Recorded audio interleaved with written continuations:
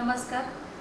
मी doctor Rajshri Bandopant Pawar, Gopalkrishna Gokhale महाविद्यालय कोल्हापूर, मराठी विभाग, paper number 4 काव्यगंध या पुस्तकाविषयी आज आपण इथे बोलणार आहोत. गेल्या तासाला आपण केशवसुतांविषयी माहिती जाणून घेतली. आज आपण त्यांच्या काही कवितांकडे वळणार आहोत. केशवसूत त्यांचा परिचय जर करून द्यायचा म्हटला तर आपल्याला एवढेच म्हणता येईल की महाराष्ट्रामध्ये युग कवितेच्या क्षेत्रामध्ये एक नवं युग आणणारे कवी. साधी स्पष्ट भाषा त्यांच्या काव्यामध्ये आपल्याला पाहायला मिळते. त्याचबरोबर नव्या युगाची तुतारी त्यांनी आपल्या काव्यामधून फुंकलेली आहे. केशवसुतांना इंग्रजी वाङ्मयातून काव्यलेखनाची प्रेरणा मिळाली. स्वातंत्र्य, समता, बंधुता या तत्वत्रयींचा आविष्कार त्यांच्या कवितेतून दिसू लागला. संत कवितेनंतर ज्योतिराव फुले आणि केशवसूत यांच्या कवितेत प्रथमच सर्वसामान्य माणूस आणि त्यांची सुखदुःख दिसायला लागली. हा सर्वसामान्य माणूस कवितेच्या आस्थेचा विषय बनला. महात्मा फुले आणि केशवसूतांच्या कवितेमुळे लौकिक जगाकडे सहानुभूतीने पाहण्याचा एक नवीन प्रयोग कवितेमध्ये सुरू झाला.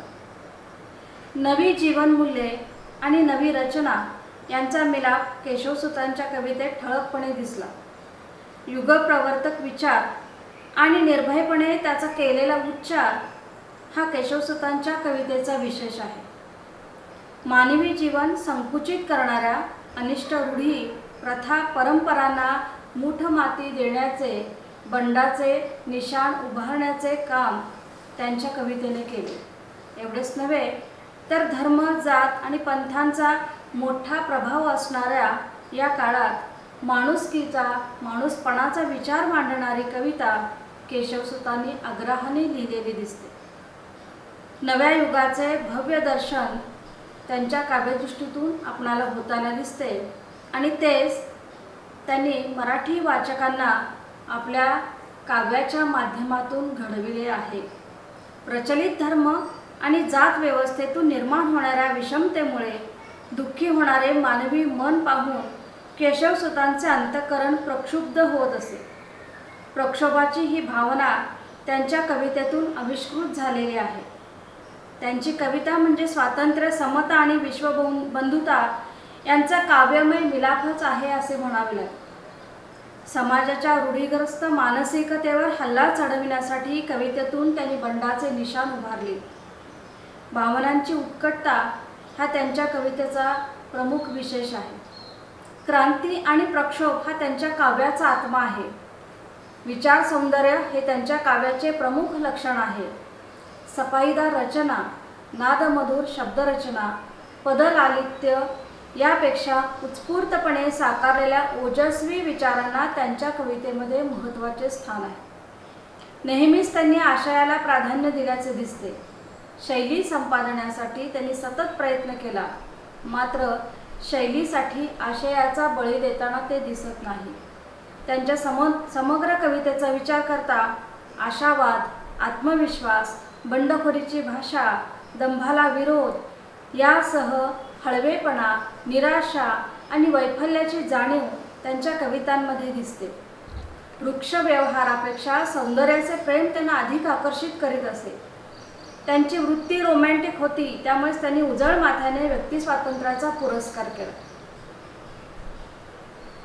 त्यांच्या काव्यात तत्वप्रधानता आणि उपदेशपरता असली तरी निखळ सौंदर्य चित्रेही त्यांच्या कवितांमधून त्यांनी रेखाटली. एकूणच त्यांनी कवितांमध्ये हाताळलेले विषय आणि त्याच्यामध्ये असणारे वेगळेपण पाहता हा कवी युगाच्या खूप पुढचा विचार करताना दिसतो आणि म्हणूनच त्यांना युगप्रवर्तक कवी असं म्हटलं जातं. केशवसूतांची एक महत्त्वपूर्ण कविता आज आपण इथे अभ्यासणार आहोत. कवितेचं शीर्षक आहे मजुरावर उपासमारीची पाळी. सामाजिक समतेबरोबरच आर्थिक समतेचा आग्रह धरणारी मजुरावर उपासमारीची पाळी ही केशवसूतांची एक उल्लेखनीय कविता आहे.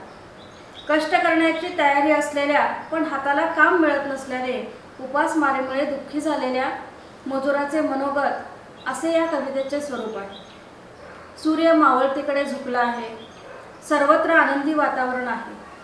मात्र दिवसभर हाताला काम न मिळाल्याने, साध्या कवडीचीही कमाई न झालेला असहाय्य उपाशी मजूर हा या कवितेचा नायक आहे. ज्या मंदिरामध्ये भरल्या पोटी श्रीमंत लोक भक्तिभावाने गजर करत आहेत, ती मंदिरे आपल्या वडिलांनीच बांधली आहेत. त्या मंदिराबाहेर आपण उपाशी पोटी उभे आहोत अशी खंत या कवितेतला मजूर व्यक्त करतो. पोट भरलेल्या श्रीमंताच्या या मजुराला अजिबात हेवा वाटत नाही. मात्र कष्टाची जाडीभरडी, हक्काची भाकर आपल्याला मिळावी एवढीच एक माफक अपेक्षा त्याची आहे. मात्र त्याची ही माफक अपेक्षाही पूर्ण होताना दिसत नाही. म्हणून तो देवाला म्हणतो, हे देवा, सर्वांसाठी तू सारखा आहेस, तर तू गरिबांना पारखा का? माझ्यासारख्या कष्ट करण्याची तयारी असणाऱ्याला तू भुकेमुळे का मारतोस? असा टोकदार प्रश्न हा मजूर देवालाच विचारताना दिसतो. मजुराचा देवाशी सुरू असलेला हा संवाद अत्यंत उत्कट आहे. या मजुराचा श्रमावर विश्वास आहे. त्याला फुकटचे आयते काही नको आहे. निसर्गातील पक्षीही आपल्या पिलांना चारा घेऊन घरट्यात परततात. मग उपाशी पोटी असलेल्या माझ्या मुलांना, माझी वाट पाहत असणाऱ्या माझ्या कारभारणीला मी माझे तोंड कसे दाखवावे? आणि काय म्हणून मी जन्माला आलो? त्याऐवजी मी जन्मताच मरून का नाही गेलो? असा प्रश्न त्याला इथे सतावताना दिसतो. केशवसूत प्रत्यक्ष कष्टकरी वर्गातले नसले तरी त्यांचे मन कष्टकरी वर्गाच्या बाजूने उभे असल्याचे या कवितेमधून आपल्याला स्पष्टपणे जाणवते. मजुरांच्या व्यथा वेदना केशवसूतांनी तितक्याच संवेदनशीलतेने जाणून ते आपल्या कवितेमधून त्या भावना उत्कटतेने मांडलेल्या आहेत. त्यांची ही कविता पाहिल्यानंतर आपल्याला असं म्हणावंसं वाटतं की ही कविता आजही आपल्याला तितकीच अपील आहे. असं म्हटलं जातं की कवी हा काळाच्या खूप पुढचं बघत असतो. केशवसूतांची कविता जर पाहिली तर हा काळ अतिशय पाठीमागचा आहे आणि त्यांनी लिहिलेली ही जी कविता आहे, ही कविता आजही त्याप्रमाणे तितक्याच उत्कटतेनं आपल्याला पाहायला मिळते. आजही मजुरांच्या हाताला काम नाही आणि उपासमारीची वेळ परत एकदा त्यांच्यावर आलेली आपल्याला दिसते. आणि म्हणून या कवितेचा या नव्या कालाच्या पटलावर पुन्हा एकदा नव्याने विचार करावासा आपणास वाटतो. एकूणच काय तर समाजामधली संपत चाललेली मानवता हा या कवितेचा एक मुख्य धारा असलेले विषय असलेला आपल्याला दिसतो. आर्थिक समानता हे सूत्र या कवितेमधून कवी मांडताना दिसतो. या कवितेचा जो मजूर आहे, या मजुराचा प्रश्न जो आहे तो समाजाला नाही तर तो आहे देवाला. तो देवालाच प्रश्न करतो. काय म्हणतो तर तो असं म्हणतो बघा, या कवितेतला जो मजूर आहे, या मजुराचा प्रश्न समाजाला नाही तर तो आहे देवाला. तो देवालाच प्रश्न विचारतो. तो देवाला म्हणतो, सर्वास देवा भक्तोसी सारखा, होतोस का रे गरिबास पारखा?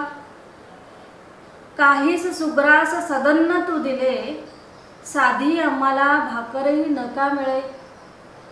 समाजातली जी आर्थिक विषमता आहे, ही आर्थिक विषमता केशवसूतांनी या 4 ओळींमध्ये मांडलेली आहे. देवालाच तो प्रश्न विचारतो की एकीकडे तू श्रीमंतांना भरभरून दिलेला आहेस आणि एकीकडे गरिबाला जाडीभाडी भाकरसुद्धा का मिळू नये? आमची कष्ट करायची तयारी असताना सुद्धा आम्हाला आमच्या वाट्याचं का मिळू नये? हा एक प्रश्न तो देवालाच करताना दिसतो. आणि त्याला प्रश्न पडतो की आता आपल्याकडं काही नाही आहे, कवडीसुद्धा आज आपण कमवलेली नाही आहे आणि अशा अवस्थेमध्ये मी माझ्या चिमुकल्यांना, लाडक्यांना हे माझे तोंड कसे दाखवू? मी त्यांना काय खायला देऊ? आणि हा मजुरांसमोर उभा असणारा प्रश्न फार मोठा प्रश्न आहे, हे लक्षात घ्या. आजही हा प्रश्न तितक्याच प्रमाणात टोकदारपणे समाजामध्ये आपले अस्तित्व टिकवून असलेलं आपल्याला दिसतं। आजही याच पद्धतीची विषमता समाजामध्ये आहे। केशवसुतांनी या कवितेमधून समाज परिवर्तनाचा एक नवा विचार मांडलेला आहे आणि त्याच्याकडे समाजाचं लक्ष वेधून घेतलेलं आहे की जेणेकरून समाजामध्ये आर्थिक समानता यावी। या कवितेचा हा एक महत्त्वाचा उद्देश असलेला आपल्याला दिसून येतो। तर ही कविता इथेच संपली। पुढच्या तासाला आपण केशवसुतांची पुन्हा एक नवीन कविता घेऊन येणार आहोत।